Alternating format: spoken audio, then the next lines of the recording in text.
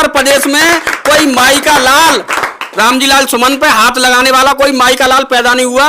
ऐसे करणी सेना वाले और उपेंद्र राणा आपसे खुला चैलेंज देता हूं कि आदरणीय रामजी लाल सुमन का एक आवाज जलेसर में भी है। मैं आपका स्वागत करता हूं और पीडीएफ परिवार आपका स्वागत करता है कि आप लोग यहां आए। मैं आपका स्वयं स्वागत करता हूं कि आप लोग जलेसर में एक आदरणीय रामजी लाल सुमन का एक आवास भी है, मैं आपका यहां भी स्वागत करना चाहता हूं। ऐसे उपेंद्र राणा उत्तर प्रदेश में दिखाई नहीं देंगे। अखिलेश यादव जिस दिन आह्वान कर देंगे ना तो सड़कें लाल हो जाएंगी। तो आदरणीय अखिलेश यादव जी जिस दिन आह्वान कर देंगे उस दिन उत्तर प्रदेश की कानून व्यवस्था ध्वस्त हो जाएगी, जेल बलो आंदोलन होगा और सड़कें लाल होंगी। नमस्कार भारत, मैं Anshul Mathur AKS news network में आपका स्वागत करता हूं। अभी मैं जलेसर क्षेत्र में और मुद्दा वो ही है रामजी लाल सुमन के ऊपर जो कि कल उनके काफिले के ऊपर हमला हुआ, जिसकी जिम्मेदारी करणी सेना माननीय उपेंद्र राणा जी ले चुके हैं और जनता से पूछते हैं उनकी क्या राय है इस मुद्दे को लेकर। नमस्कार सर। नमस्कार। क्या राय है सर इस मुद्दे को लेकर जो उनके काफिले के ऊपर टायर फेंके गए हैं, तेल डाला गया है और उनके काफिले को घायल किया गया है? आदरणीय सुमन जी पर जो हमला है वो पूरे पीडीए परिवार पर हमला है और एक दलित सांसद के ऊपर जो हमला हुआ है वो प्रदेश नहीं पूरे देश के दलित समाज के ऊपर जो हमला है। आदरणीय जो सुमन जी पे हमला हुआ है। उपेंद्र राणा कह रहे हैं कि हम सपा का सफाया कर देंगे और समाजवादी पार्टी को घुटनों पर ले आएंगे, जब तक मानेंगे नहीं और जब तक तोड़ेंगे नहीं, जब तक मानेंगे नहीं।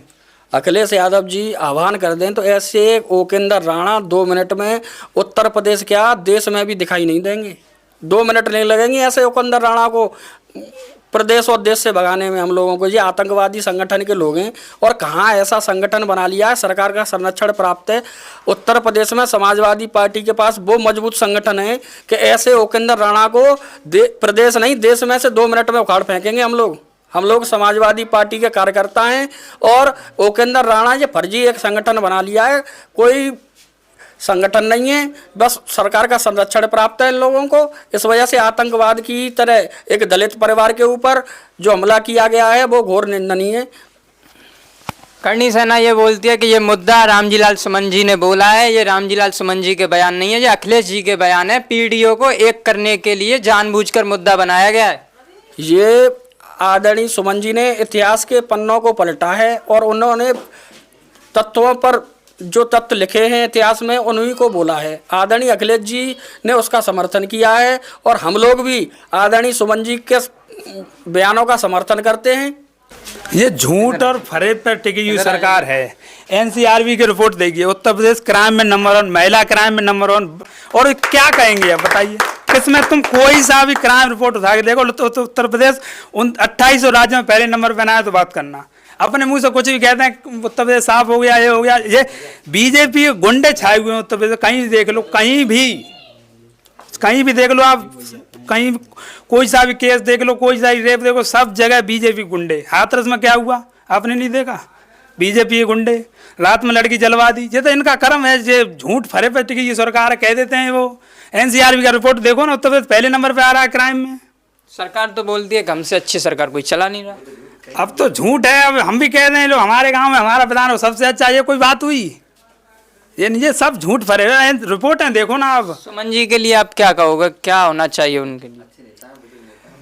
अच्छे नेता हैं, बुजुर्ग नेता होना क्या चाहिए, सरकार उन्हें संरक्षण दे, वैसे गुंडों से वो करे। ये गुंडे की पार्टी इन्हें से कम वो रखे, ये खुद करवा रही है सरकार। गुंडे ये कोई टायर फेंक रहा है, कोई कुछ कर रहा है, कोई गालियां दे रहा है, क्या है ये? 3 वायदा हो गए सरकार का, अभी तक कोई भी बयान नहीं आया।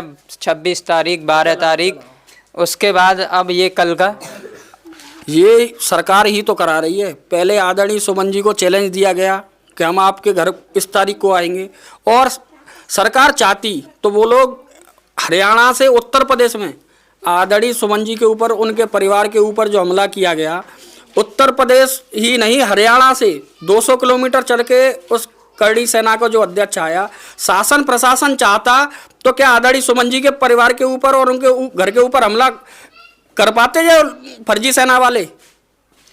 करणी सेना वाले बोल रहे हैं जब तक हमारी 5 मांगें पूरी नहीं होंगी, जब तक ऐसे होता ही रहेगा। आज बच गए, अगली टाइम नहीं बचेंगे। हमें 25 मिनट पहले पता पड़ा, इससे पहले पता पड़ता तो कुछ और बात होती। वो बोलते हैं कि इनके ऊपर 5 कार्रवाई की मांग रखी। उन्होंने देश का निकाला, उनकी सदस्यता खत्म होनी चाहिए और उनके ऊपर देशद्रोह का आरोप लगना चाहिए।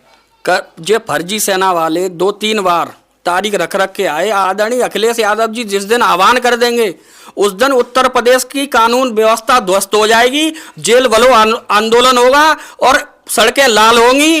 उत्तर प्रदेश में कोई माई का लाल, रामजी लाल सुमन पे हाथ लगाने वाला कोई माई का लाल पैदा नहीं हुआ। ऐसे करणी सेना वाले और उपेंद्र राणा आपसे खुला चैलेंज देता हूं कि आदरणीय रामजी लाल सुमन का एक आवाज जलेसर में भी है। मैं आपका स्वागत करता हूं और पीडीएफ परिवार आपका स्वागत करता है कि आप लोग यहां आए। मैं आपका स्वयं स्वागत करता हूं कि आप लोग जलेसर में एक आदरणीय रामजी लाल सुमन का एक आवास भी है। मैं आपका यहां भी स्वागत करना चाहता हूं। ऐसे उपेंद्र राणा उत्तर प्रदेश में दिखाई नहीं देंगे। अखिलेश यादव जिस दिन आह्वान कर देंगे ना तो सड़कें लाल हो जाएंगी। तो वो तो अखिलेश यादव को भी चैलेंज कर रहे हैं। 19 तारीख को कहाँ गए थे जब अखिलेश यादव जी आए थे आगरा में? उपेंद्र राणा जब मुलायम सिंह यादव जी से मुल्ला मुलायम कहा गया था तब कहाँ गए थे वो लोग? तब नहीं थे, तब उनसे मुल्ला मुलायम कहा जा रहा था, तब उनका अपमान नहीं किया गया। आज रामजी लाल सुमन जी से ऐसे बात कर रहे हैं, हमारा भी अपमान हुआ था। आदमी मुलायम सिंह यादव से ये मुल्ला मुलायम जाने कहा गया, इससे समाजवादी पार्टी और हम लोगों का अपमान नहीं हुआ। तो वो तो कह रहे हैं कि इस बार बच गए, अगली बार बचेंगे नहीं। आदरणीय सुमन जी एक हम लोगों की एक पाठशाला है। क्या आपको नहीं लगता एक छोटी सी माफी के पीछे ये इतना बड़ा मुद्दा बन चुका है? माफी आदरणीय सुमन जी ने जो कहा है वो इतिहास के बनने हैं। वो उन्होंने बोल दिया है कि मैं इस जन्म में तो माफी मांगूंगा नहीं, अगले जन्म की पता नहीं। रामजी लाल सुमन जी ने जो बोला, आगे आइए भैया। रामजी लाल सुमन जी ने जो बोला है वो बाबरनामा में साफ लिखा हुआ है। बाबर ने अपनी किताब में लिखा हुआ है कि मुझे, रामजी लाल सुमन जी ने जो बोला है बाबरनामा में लिखा हुआ है। ये करणी सेना वाले बोलते हैं। करणी सेना वाले बोलते हैं कि बाबर को उन्होंने मतलब ये राणा सांगा ने नहीं बुलाया, लेकिन बाबरनामा में लिखा हुआ है साफ कि राणा सांगा ने मुझे इनविटेशन भेजा था भारत आने के लिए बाबर को, तब बाबर भारत आया था। बाबर कोई अपनी मर्जी से नहीं आया था यहाँ। करणी सेना वाले बोल रहे हैं कि ये गलत है, उन्होंने इतिहास के पन्ने पढ़े नहीं है। करणी सेना में कितने पढ़े ले लोग हैं, कहाँ पढ़ रहे हैं वो? अपने मुंह से चाहे कुछ भी कहते हैं। आतंकवादियों संगठन है ये, क्या है करणी सेना? मैं अभी मेरा भाई है बड़ा, इसको मैं अध्यक्ष बना दूं, मेरी करणी सेना बन गई 8 लोग। क्या करणी सेना है ये? कुछ नहीं, ये बीजेपी के गुंडे हैं, सरकार द्वारा संरक्षित गुंडे हैं। ये गुंडे ही कर रहे हैं, कोई टायर फेंक रहा है, कोई कुछ कह रहा है, कोई कुछ कह रहा है।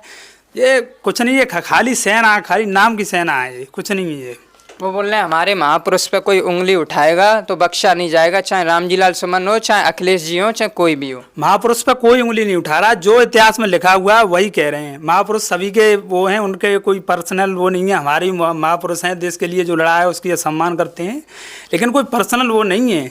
महापुरुष अब किताब में जो लिखा हुआ है बाबरनामा आप पढ़िए, गुलबदन बेगम का हुमायूंनामा पढ़िए, उसमें उसे पढ़िए तो सही। अपने मुंह से कहते हैं गांव में रह रहे हैं, घर से वो करणी सेना बना दी, क्या हमने कह दिया कि ये नहीं वो नहीं। किताबें पढ़िए आप।